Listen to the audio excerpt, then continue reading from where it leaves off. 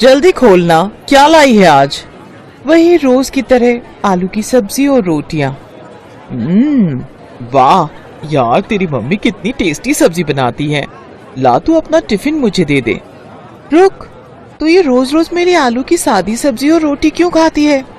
क्यों खाती हूँ का क्या मतलब? मुझे टेस्टी लगती है। ले, तू मेरा टिफिन खा ले। अच्छा, क्या लाई है आज तू? मुझे नहीं पता, खुद खोल के देख ले। अरे वाह, पनीर के पराठे। आना, दोनों मिलके खाते हैं। तू खा यार, मैंने तो परसों ही खाए थे। मैं तो तेरा ही टिफिन खाऊंगी। ये कहानी है इन्हीं दो सहेलियों की, गरिमा और अंकिता। गरिमा गरीब घर से थी और उसके पिता मजदूरी किया करते थे, जबकि अंकिता एक अमीर सेठ की बेटी थी जो कि एक फैक्ट्री के मालिक थे। अंकिता जानबूझकर रोज गरिमा के टिफिन से ही खाना खाती थी और उसे अपना टिफिन दे देती थी ताकि गरिमा भी अच्छा खाना खा सके। फिर एक दिन, अंकिता सुन, कल मैं कॉलेज नहीं आऊंगी। हैं? पर क्यों? तेरे बिना मेरा दिल कैसे लगेगा यार? वो मुझे पापा के साथ एक रिश्तेदार के यहाँ जाना है, जरूरी है। अच्छा, कोई लड़के वड़के का चक्कर तो नहीं है?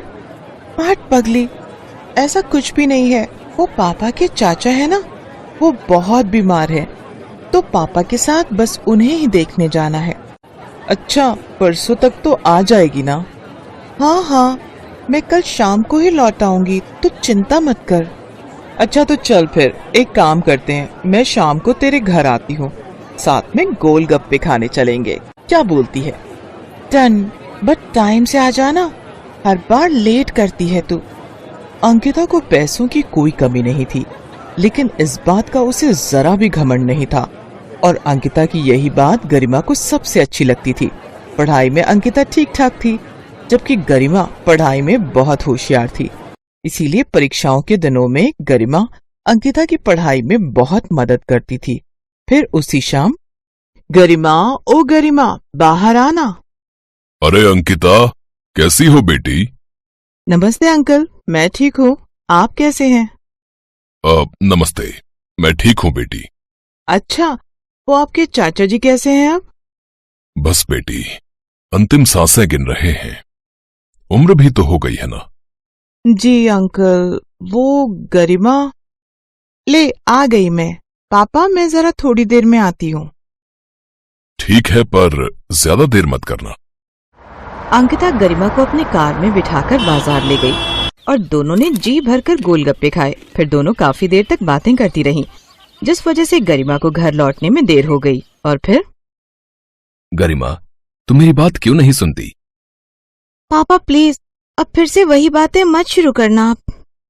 क्यों ना करूं? तेरे कहने पर मैं उस अंकिता के सामने कुछ नहीं कहता, पर बेटी तू मेरी बात समझ, ये सारे पैसे वाले एक जैसे ही होते हैं। पहले खुद ही हमारे भले बनते हैं और फिर। पर पापा, अंकिता वैसी नहीं है, मेरा यकीन कीजिए। तुझे मैंने लाख बार समझाया है, तू उसे पढ़ाती है ना, बस इसीलिए वो तुझसे दोस्ती का दिखावा करती है। तू देखना, एक दिन जब उसका मतलब निकल जाएगा ना, तो वो तुझसे बात तक नहीं करेगी। इधर किशोर गरिमा को समझा रहा था, तो दूसरी तरफ अंकिता के पापा सेठ अमरलाल भी गुस्से से अंकिता का इंतजार कर रहे थे। कहाँ गई थी अक्कू? वो मैं और गरिमा गोलगप्पे खाने गए थे पापा, बस मेन मार्केट में। अरे तो मुंशी जी को कह दिया होता, यही मंगवा लेते तुम्हारे लिए गोलगप्पे। पापा, पर गोलगप्पे खाने का मजा तो ठेले पर खड़े होकर ही आता है, और फिर कल गरिमा बाहर जा रही है तो। ओहो अंकिता, मैंने तुम्हें 1000 बार समझाया है, उस फटीचर से दूर रहो तुम। तुम्हारे स्टैंडर्ड को सूट नहीं करती वो। पापा प्लीज, वो मेरी दोस्त है, उसके बारे में तो ऐसा मत बोला कीजिए आप। बेटी, इस बात को गांठ बांध लो, अमीर और गरीब कभी दोस्त नहीं हो सकते। उसकी नजर तुम्हारे पैसों पर है। तुम उसे घुमाती फिराती, खूब खिलाती पिलाती हो, तो बस इसीलिए वो तुम्हारे साथ दोस्ती का नाटक कर रही है। देखना, एक दिन आएगा और वो कोई ना कोई बहाना बनाकर तुमसे पैसे मांगेगी। पापा, गरिमा बहुत खुददार है, ऐसी नहीं है वो। ये तो वक्त ही बताएगा बेटा कि कैसी है वो। फिलहाल तुम उससे दूर रहो, क्योंकि मैं तुमसे कह रहा हूं, अंकिता गुस्से में वहाँ से चली गई। अमरलाल भी अपने कमरे की तरफ बढ़ गए, लेकिन उन दोनों के अलावा भी वहाँ कोई था जो ये सब देख और सुन रहा था। असल में अंकिता गरिमा के घर अपना पर्स भूल आई थी, जिसे वापस देने के लिए गरिमा अंकिता के घर आई थी। लेकिन वो घर के दरवाजे को पार ना कर सकी, क्योंकि उसने वहीं पर अंकिता और अमरलाल की सारी बातें सुन ली थी। वो उदास होकर अपने घर चली गई, लेकिन इस बारे में उसने अंकिता से कभी कुछ नहीं कहा और ना ही गरिमा और अंकिता की दोस्ती में कोई फर्क आया। ऐसे ही वक्त बीता और फिर कॉलेज का आखिरी साल भी पूरा हो गया। कॉलेज के आखिरी दिन अंकिता पूरे कॉलेज में गरिमा को ढूंढ रही थी, लेकिन गरिमा का कहीं कुछ अता पता नहीं था, क्योंकि वो तो अस्पताल में थी। डॉक्टर साहब, प्लीज मेरे पापा को बचा लो। देखो बेटी, हम पूरी कोशिश कर रहे हैं, पर इनकी तबीयत बिगड़ती जा रही है। आप जल्द से जल्द 2 लाख रुपए का इंतजाम करो, वरना हम इनका ऑपरेशन नहीं कर पाएंगे। नहीं नहीं, आप ऑपरेशन शुरू कीजिए, मैं पैसों का इंतजाम करती हूँ। गरिमा अपने रिश्तेदारों और पड़ोसियों से मदद मांगती है, लेकिन सभी ने हाथ खड़े कर दिए। गरिमा ने सोच लिया था कि अब वो अपना मकान गिरवी रख पैसों का इंतजाम करेगी, लेकिन तभी उसे अंकिता का ख्याल आया। ओहो, अंकिता को तो मैंने कुछ बताया ही नहीं, वो मुझे ढूंढ रही होगी। ऐसा करती हूँ, एक बार उससे मिल लेती हूँ और सारी बात बता देती हूँ। हो सकता है मकान गिरवी रखवाने में वो कुछ मदद कर सके। ये सोचकर गरिमा अंकिता के घर पहुंची तो वहाँ उसका सामना अंकिता की जगह उसके पिता अमरलाल से हुआ। हाँ बताओ, क्या बात है? अंकल जी, वो मुझे अंकिता से मिलना था। वो अपने मामा के घर चली गई है और अब वो वहीं रहेगी, तो तुम्हें उसे ढूंढने या मिलने की कोशिश करने की कोई जरूरत नहीं, समझी तुम? वो तुमसे कोई वास्ता नहीं रखना चाहती अब से। ये बात सुनकर गरिमा को बहुत बड़ा झटका लगा और उसे अपने पिता की कही बात याद आने लगी। तू उसे पढ़ाती है ना, इसीलिए वो तुझसे दोस्ती का दिखावा करती है। तू देखना, एक दिन जब उसका मतलब निकल जाएगा ना, तो वो तुझसे बात भी नहीं करेगी। गरिमा को लगा कि उसके पापा सही थे। अंकिता ने उसे कभी अपना दोस्त माना ही नहीं था, इसीलिए तो वो उससे बिना कुछ कहे जब मिले ही वहाँ से चली गई। ठीक है अंकिता, तुझे लगता है कि मैं तेरी दोस्ती के लायक नहीं ना, तो अब देखना तू, मैं भी खुद को साबित करके दिखाऊंगी और उसके बाद ही तेरा चेहरा देखूंगी। गरिमा की आंखों में आग थी। उसने ठान लिया था कि अब वो कुछ बनकर ही दिखाएगी। जब उसके पापा ठीक होकर घर वापस आ गए, उसके बाद से ही उसने दिन रात एक कर दिया और पूरी लगन के साथ यूपीएससी की तैयारी में जुट गई। गरिमा ने पहले ही अटेम्प्ट में यूपीएससी क्लियर किया और कुछ ही सालों के अंदर वो एक कलेक्टर बन गई। जैन मैम। जय हिंद Manish, how are you? I am good ma'am. बताइए, आप मुझसे मिलना चाहते थे? जी हाँ जी, वो कल दौरे पर आपने मेरे टिफिन के पनीर के पराठे खाए थे। आपको वो पराठे बहुत अच्छे लगे थे ना, तो मैंने आज आपका डिनर फिक्स किया है अपने घर पर। Me and my wife will be very happy ma'am, अगर आप आते हैं तो। हाँ, क्यों नहीं, इट्स माई प्लेजर। तो आज की शाम पनीर के पराठों के नाम? ठीक है मैम, शाम को मिलते हैं। लाल बत्ती लगी गाड़ी से गरिमा एसपी मनीष के घर पहुंची। मनीष ने उसे गेट पर रिसीव किया और फिर मनीष ने गरिमा से कहा, ma'am, meet my dear wife Ankita. पूरे 5 सालों के बाद अंकिता और गरिमा एक दूसरे के सामने खड़े थे। दोनों एक दूसरे को देखकर हैरान थे। तभी गरिमा ने मनीष से कहा, sorry Manish, I have to go, मुझे कुछ जरूरी काम याद आ गया, बहुत अर्जेंट है। मनीष कुछ कह पाता उससे पहले ही गरिमा तेज कदमों से चलते हुए अपनी गाड़ी में बैठ गई। वो गुस्से से लाल थी, तो दूसरी तरफ अंकिता वहीं दरवाजे पर खड़ी खड़ी रोने लगी। इस बात को कई दिन बीत गए। फिर एक दिन जब किसी जगह दंगे की स्थिति पैदा हो गई थी, तो मनीष वहाँ सिचुएशन को कंट्रोल करने में लगा था। लेकिन तभी एक दंगाई ने मनीष पर एक हथियार से हमला कर दिया। मनीष को फौरन अस्पताल में भर्ती कराया गया और इत्तेफाक ये था कि वो अस्पताल उसी ठीक इलाके में था जहाँ कभी गरिमा और अंकिता रहा करते थे। मनीष के घायल होने की खबर सुनते ही गरिमा और अंकिता फौरन अस्पताल पहुँचे, पर पहले अंकिता अस्पताल पहुँची।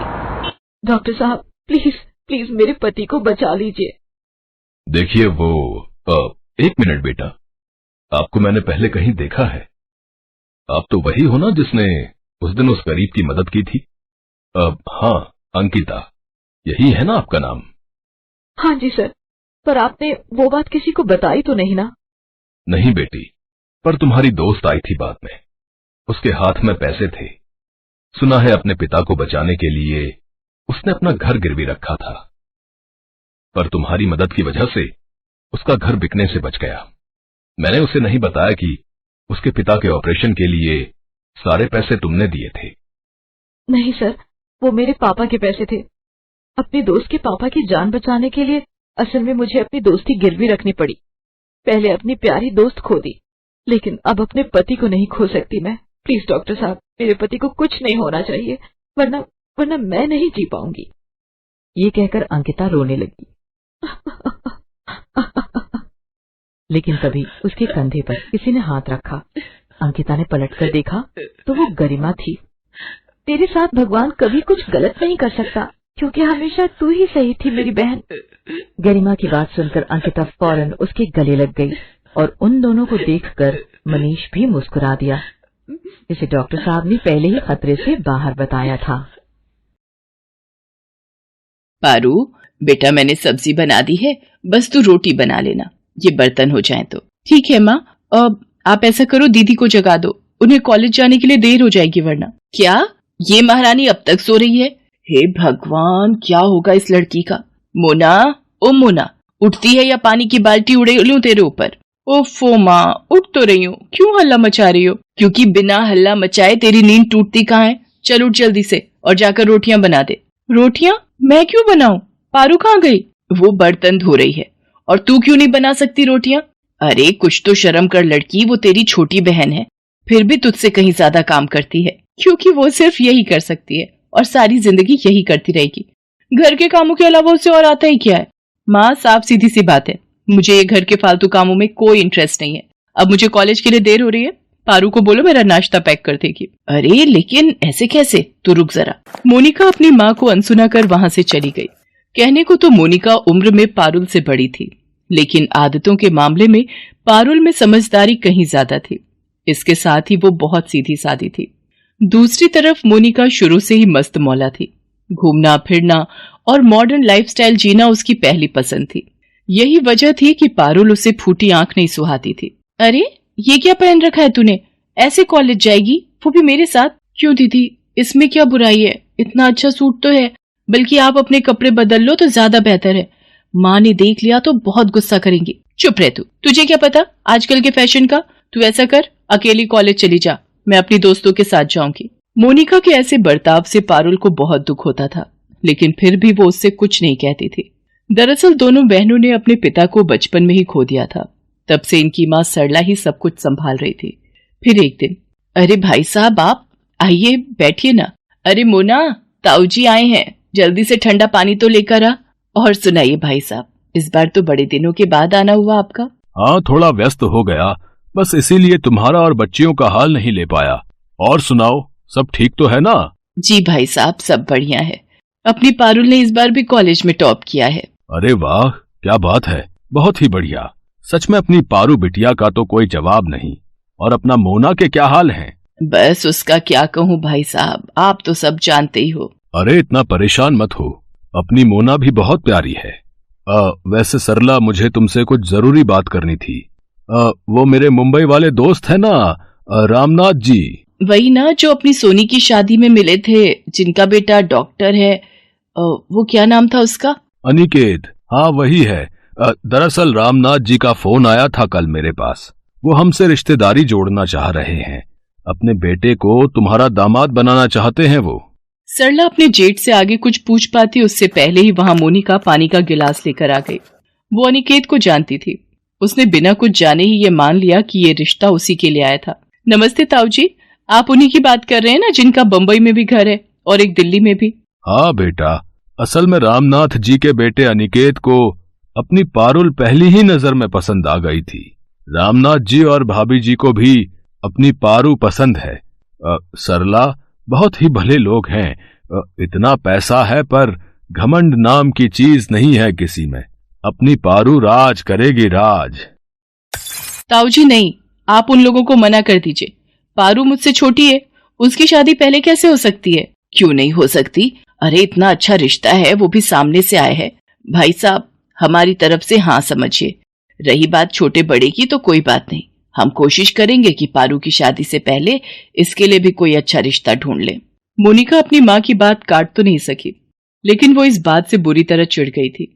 मोनिका ने कई अड़चनें पैदा करने की कोशिश की, लेकिन फिर भी वो पारुल का रिश्ता तय होने से नहीं रोक पाई।